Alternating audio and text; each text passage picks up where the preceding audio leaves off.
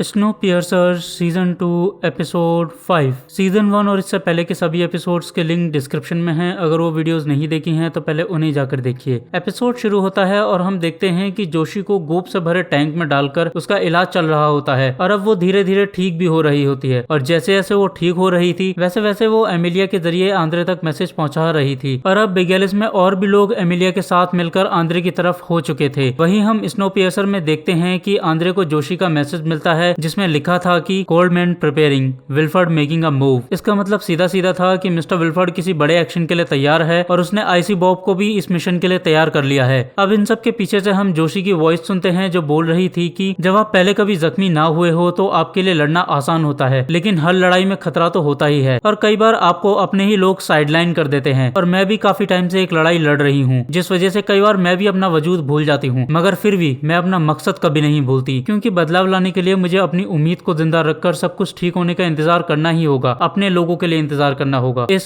स्नोपियर्सर पर जो 1034 डिब्बों की ट्रेन है। इसके बाद हम देखते हैं कि मिस्टर विल्फर्ड साइक के साथ मिलकर कुछ बड़ा प्लान कर रहे थे और अब इंटरेस्टिंग बात यह थी कि इस प्लान से एलेक्स को जानबूझकर दूर रखा जा रहा था। और अब मिस्टर विल्फर्ड अपने सीक्रेट प्लान के बारे में साइक से बात करने के बाद उसे एक मैसेज देते हैं जो आंद्रे के लिए था। अब इसके बाद मैसेज आंद्रे के पास पहुंच जाता है तो उसे पता चलता है कि मिस्टर विल्फर्ड ने इस मैसेज के जरिए ऑड्री को डिनर पर इनवाइट किया है बिगेलिस पर। अब इस मैसेज के बारे में आंद्रे और इंजन को पता चलते ही बेन ऑड्री को इंजन में बुलाकर उसे स्नोपियर्सर में लगे एक कॉम बॉक्स को दिखाते हुए बोलता है कि ऑड्री ऐसा ही एक बॉक्स बिगेलिस के इंजन में भी लगा होगा, तुम्हें बस वहां जाकर इस बॉक्स के अंदर के वायर्स को बदलना है और जैसे ही तुम वायर्स को बदल दोगी वैसे ही हम मिस्टर विल्फर्ड की सभी बातें सुन पाएंगे। ऑड्री बेन की बातें सुनकर इस काम के लिए मान जाती है और फिर इसके बाद ऑड्री सच धज कर मिस्टर विल्फर्ड के इंजन में पहुंच जाती है। अब इसके बाद हम देखते हैं कि ऑड्री के इंजन में पहुंचने के बाद मिस्टर विल्फर्ड उसके साथ टाइम स्पेंड करने लग जाते हैं। यहाँ ऑड्री मिस्टर विल्फर्ड से बचते हुए कॉम्बॉक्स में छेड़खानी करने की कोशिश करती है मगर वो कामयाब नहीं हो पाती। और अब इसके बाद बातों ही बातों में मिस्टर विल्फर्ड ऑड्री से बिगेलिस के अंदर ही रुक जाने के लिए रिक्वेस्ट करते हैं और साथ ही वो ऑड्री को ये भी बताते हैं कि ऑड्री कुछ बड़ा होने वाला है, इसलिए तुम बिगेलिस के अंदर ही रुक जाओ। वहीं दूसरी तरफ हम स्नोपियर्सर में आंद्रे को देखते हैं जो जोशी के मैसेज के बाद से ही ये पता करने की कोशिश कर रहा था कि आखिर जब मिस्टर विल्फर्ड स्नोपियर्सर पर हमला करेंगे तब स्नोपियर्सर में कौन कौन उनका साथ देगा, यानी कि आंद्रे स्नोपियर्सर के अंदर मिस्टर विल्फर्ड के वफादारों को ढूंढ रहा था। इन सब के बीच आंद्रे को इंजन से यह भी पता चलता है कि 11 बलून्स के लॉन्च होने के बावजूद भी मेलेनी के पहले कांटेक्ट के बाद अब तक इंजन का मेलेनी से कोई कांटेक्ट नहीं हो पाया है। और अब प्रॉब्लम ये थी कि समय आ गया था लोगों को मेलेनी से जुड़े अपडेट देने का, और क्योंकि लोगों तक मेलेनी के मिसिंग होने की खबर पहुंचने के बाद लोगों के बीच आंद्रे को लेकर भरोसा टूट सकता था और इसी टूटे हुए भरोसे का फायदा मिस्टर विल्फर्ड उठाकर ट्रेन पर कब्जा कर सकते थे। तो ऐसी परिस्थिति पैदा ना हो और स्नोपियर्सर एकजुट रहे, इसके लिए रूथ आंद्रे को आइडिया देते हुए बोलती है कि आंद्रे अगर तुम चाहते हो कि स्नोपियर्सर के लोग तुम्हारे साथ खड़े रहें और एकजुट रहें तो तुम्हें अब स्नोपियर्सर के लोगों से झूठ बोलना होगा और बाहर जाकर स्नोपियर्सर के लोगों को यही बताना होगा कि तुम्हारा मेलेनी से कांटेक्ट हो गया है और साथ ही मिस्टर विल्फर्ड को भी यही झूठ बोलना होगा। और अब क्योंकि आंद्रे के पास कोई और ऑप्शन नहीं था तो इसलिए आंद्रे को रूथ का आइडिया बहुत ज्यादा अच्छा लगता है। और अब ठीक मेलेनी की ही तरह आंद्रे का भी साम्राज्य झूठ पर शुरू हो गया था जो सीजन 3 तक पहुंचते पहुंचते बहुत ज्यादा बढ़ जाएगा और एक भयानक रूप ले लेगा। तो सीजन 3 तक बने रहिए हमारे चैनल के साथ। अब इसके बाद एक तरफ तो रूथ अनाउंसमेंट करके स्नोपियर्सर के लोगों को झूठ बोलते हुए बोलती है कि स्नोपियर्सर के वासियों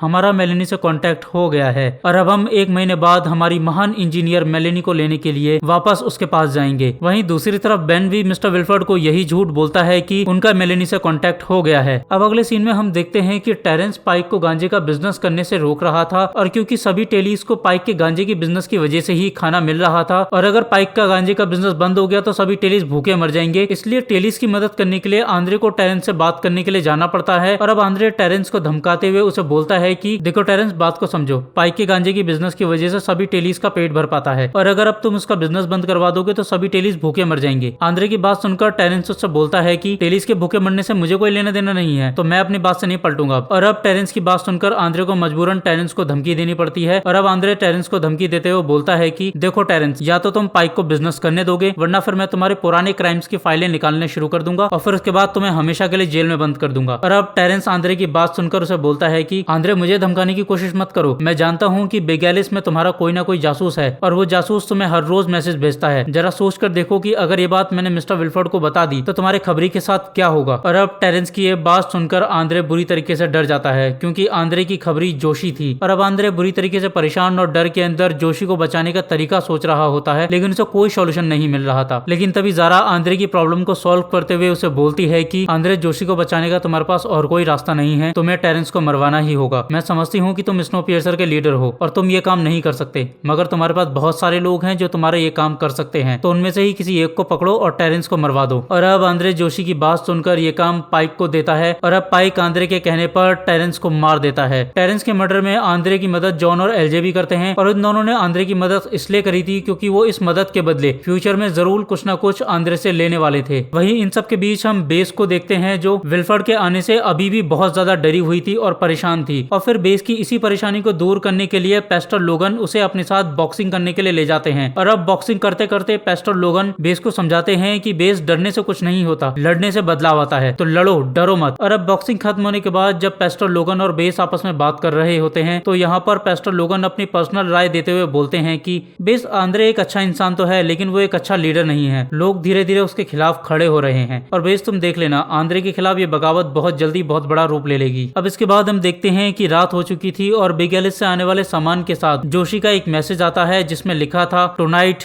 ब्रीचमैन्स। और अब इस मैसेज को पढ़ते ही आंद्रे रूथ को बोलता है कि जल्दी से ऑड्री को स्नोपियर्सर के अंदर बुलाओ और बॉर्डर को बंद कर दो। और अब इतना बोलने के बाद आंद्रे रोश के साथ ब्रीचमैन्स के कैबिन की तरफ भागने लगता है। अब जब आंद्रे और रॉस ब्रीचमैन्स के कैबिन की तरफ पहुंचने ही वाले होते हैं तभी वहां पर एक हुड पहना हुआ आदमी ब्रीचमैन्स के कैबिन में घुसने लगता है, मगर इससे पहले कि वो हुड वाला आदमी ब्रीचमैन के कैबिन में घुस पाता वहां आंद्रे और रॉस आ जाते हैं, जिस वजह से उस हुड वाले आदमी को छुपना पड़ जाता है। अब इसके बाद हम देखते हैं कि जब आंद्रे और रॉस ब्रीचमैन्स के कैबिन में पहुंचते हैं तो वो देखते हैं कि कैबिन के अंदर सिर्फ ब्रीचमैन वोस्कोविच है और वोस्कोविच के बाकी के साथी वहां से मिसिंग है। और अब आंद्रे बाकी ब्रीचमैन्स को मिसिंग देख वोस्कोविच से पूछताछ करते हुए पूछता है कि वोस्कोविच, मुझे सच सच बताओ, तुम्हारे ब्रीचमैन साथियों और मिस्टर विल्फर्ड का आज रात का क्या प्लान है, तुम क्या करने वाले हो? आंद्रे की बात सुनकर वोस्कोविच बोलता है कि हमारा कोई प्लान नहीं है आंद्रे, और रही बात मेरे साथियों की तो वो इधर उधर कुछ ना कुछ टाइम पास कर रहे होंगे। और अब जब आंद्रे और रॉस वोस्कोविच से पूछताछ कर रहे थे तब इस बीच बहुत सारे हुड पहने हुए अननोन लोग एक एक करके वोस्कोविच के सभी साथियों को मार रहे थे। उन अननोन लोगों ने पूरी स्नोपियर्सर को ब्रीचमैन्स के खून से नहला दिया था। और अब देखते ही देखते वोस्कोविच के सभी साथी स्नोपियर्सर की जमीन पर मरे पड़े हुए थे,